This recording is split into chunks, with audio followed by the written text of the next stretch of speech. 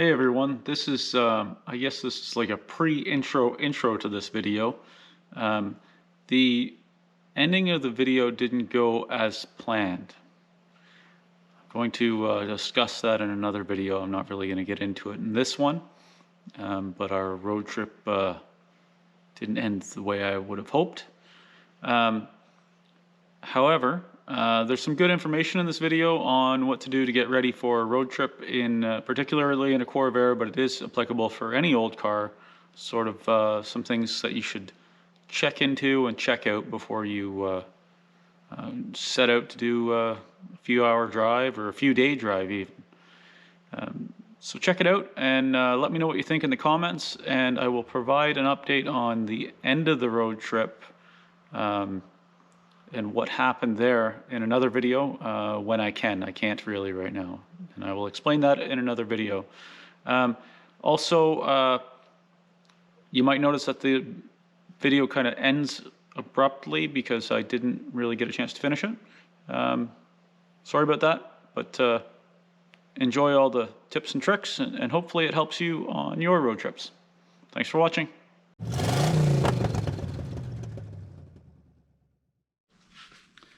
Hello everyone, I am going on a road trip in my 1962 Chevrolet Corvair wagon. I'm going 4 hours each way to see my son. So I'm going to show you guys what I do to get ready for that. I've already changed the oil in the car.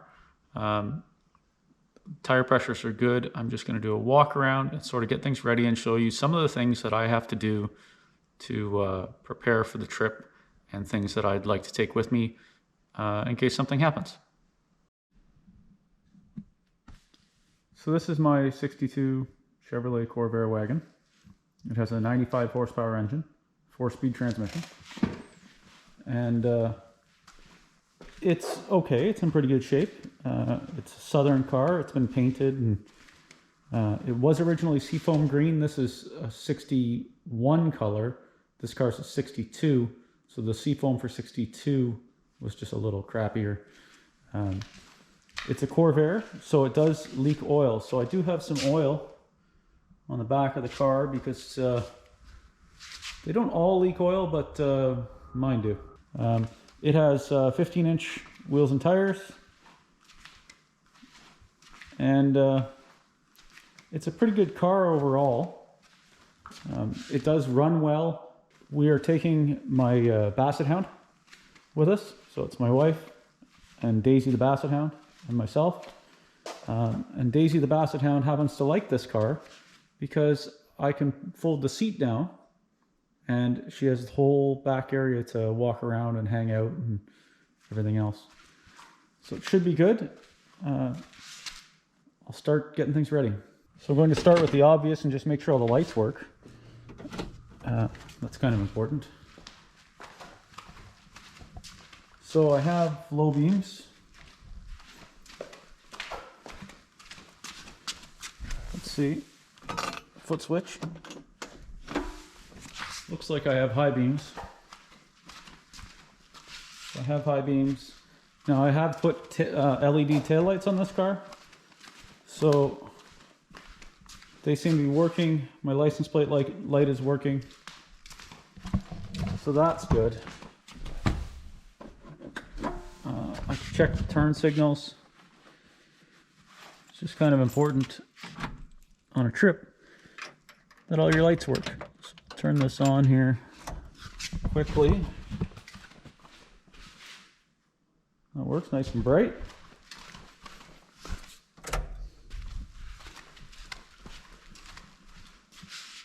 And we have LED on the right side, so that's good.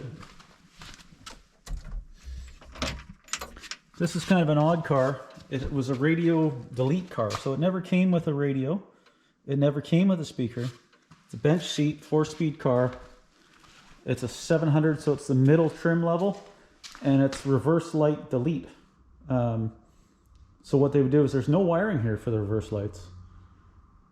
There is in the harness, because the harness is a generic Corvair harness, but there's no pigtails for the tail lights.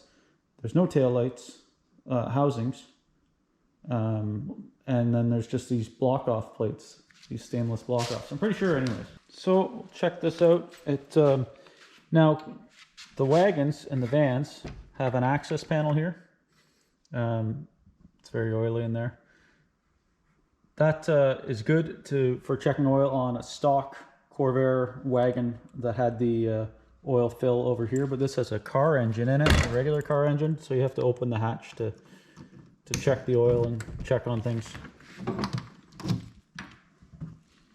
So I have some sound deadening material in here because that's important, because you are sitting with the engine.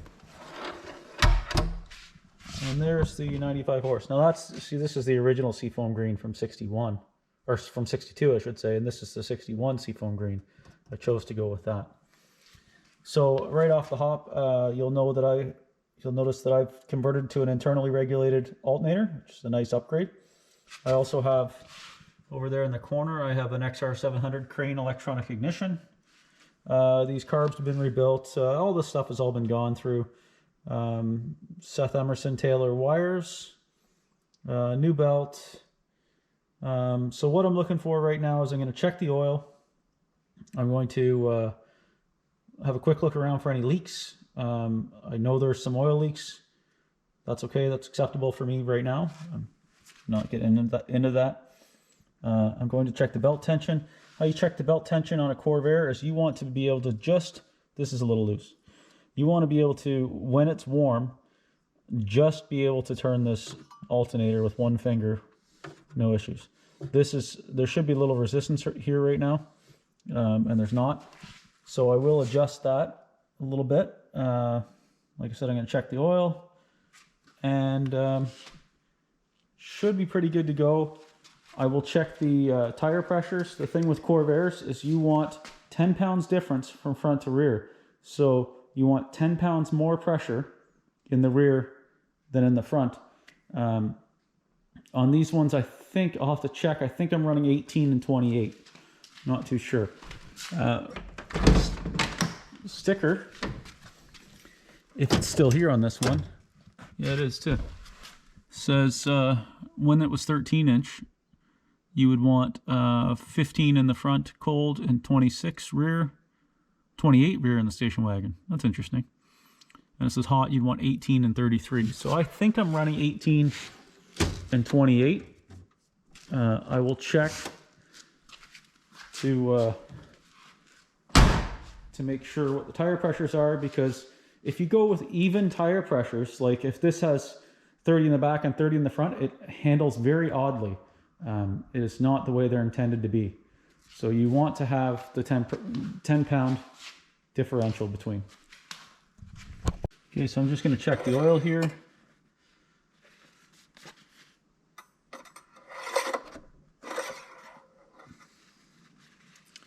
And it's clean and right at the full line. I'm going to bring some with me, a quart, because like I said, it does leak a little bit. And it's not a fresh rebuild or anything, so it is going to use a little bit of oil along the trip. I just want to look. This belt was new, so it still looks in good condition. Like I said, I have to adjust it. No plug wires loose.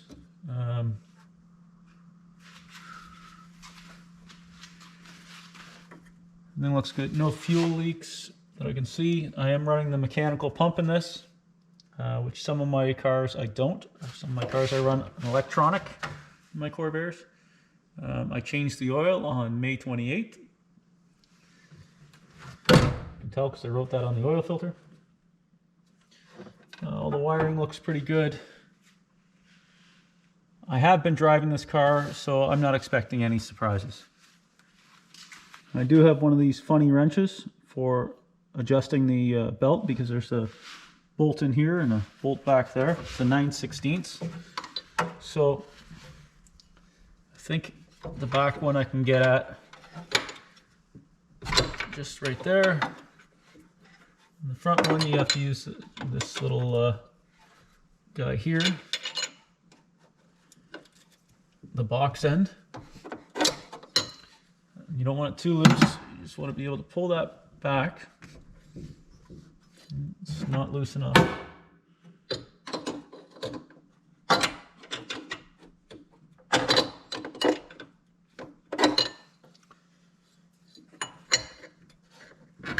There we go. So that's a little too tight. Ideally, you want to set these when it's hot. So I'm going to take this wrench with me and adjust it if need be when I stop for gas. So that's about right. That's the way I like it. There's a lot of different opinions on this. I've never thrown a fan belt when I adjust it this way. So I'm happy with that. I'm going to snug that back up.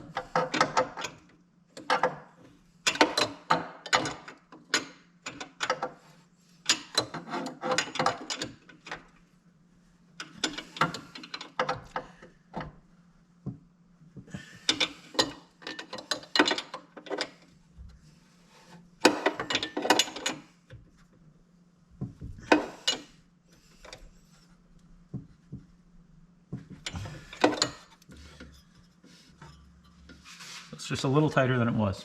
So another thing that I'm going to do is I'm going to torque the oil filter bolt. There's a bolt down here in the on top of the oil filter because I did change the oil in May and I have been driving it. It's worth checking every now and then just to make sure that it's still torqued.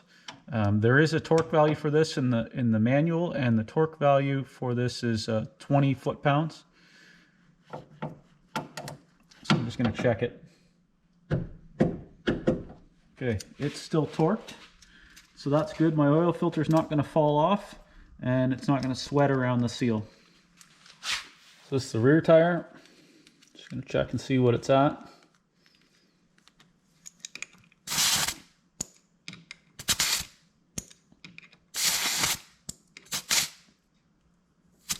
$28.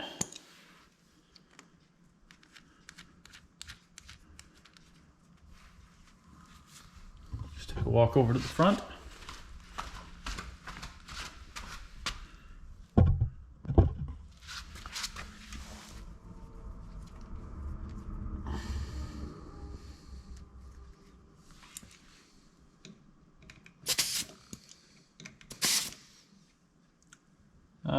About 18, 19, so that's okay. I will check the other two, and I'm sure it'll be fine. Okay, I'm in the frunk. I'm going to check the, see that there's brake fluid in the reservoir. Okay, this is a, it's hard to tell, but this is a newish master cylinder. It's just seen some condensation. When I was building the shop, this car sat outside for a little bit. But this car was refreshed, I should say. Not restored, but refreshed a couple of years ago when I got it, and it should be pretty good. So we have fluid in the master cylinder, which is good. It's a single pot master. I'm going to check my parking brake. I know it works, but I'll check it anyways. Okay, Corvairs have a pistol grip parking brake. I call it a pistol grip anyways. So that works. There's resistance there. I know it holds the car because I've had the car on my lift recently, and I always put it on when it's on the lift. So that's good. Now I got to go through and get my stuff together, I guess, and maybe give it a wipe down. So people get crazy with all the stuff they're taking. I do too when I'm going on like a long trip to a convention or something, to a Corvair convention. But this is what I'm going to take with me this time. I've got a properly inflated spare that's going to go in the front because Wagon's stock location, the spare tire was in the front. All Corvair cars, the spare tire was in the back in the engine bay. I've got some booster cables. I've got some stubby wrenches. I've got an adjustable wrench. I've got a socket set of gloves, headlight band thing, extra fuel pump, probably don't need it, electrical tape, a funnel, a couple of old belts. This one's actually new, but it's not the style that I would run. I just keep it for a spare, so I'll throw them in the bag. I've got my funny fan belt wrench, and I have, this is about a quart and a bit of oil. So I think that's pretty much it for what I'm going to take. Another thing that I just did, it's always handy to have, just installed a USB port in the ashtray hole. So that's good because I'm going to have a Bluetooth soundbar in here for cruising along because, hey, we like to have some tunes. It's also good for charging the GPS or anything like that. I just ran a line to the fuse panel, put a fuse in it, plugged it into the cigarette lighter port, identified on the fuse panel, ground, you know, so on. So I guess I'm to the point now where I think I'm going to do some cleanup. I'm going to have to do put this stuff in the car, and I'm going to vacuum out the trunk first, the frunk first, and then vacuum the interior, and then I'll put this stuff in there, and that'll be good.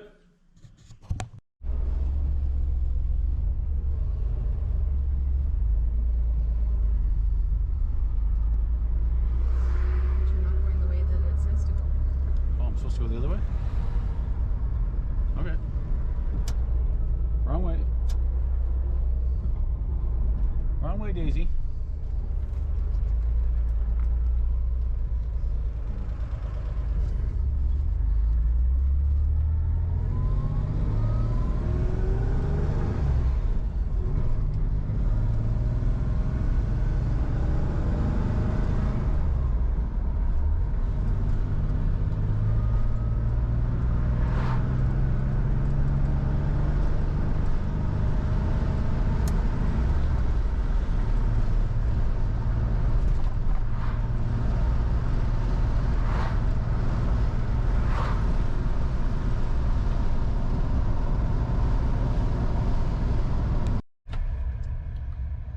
Okay, so far so good.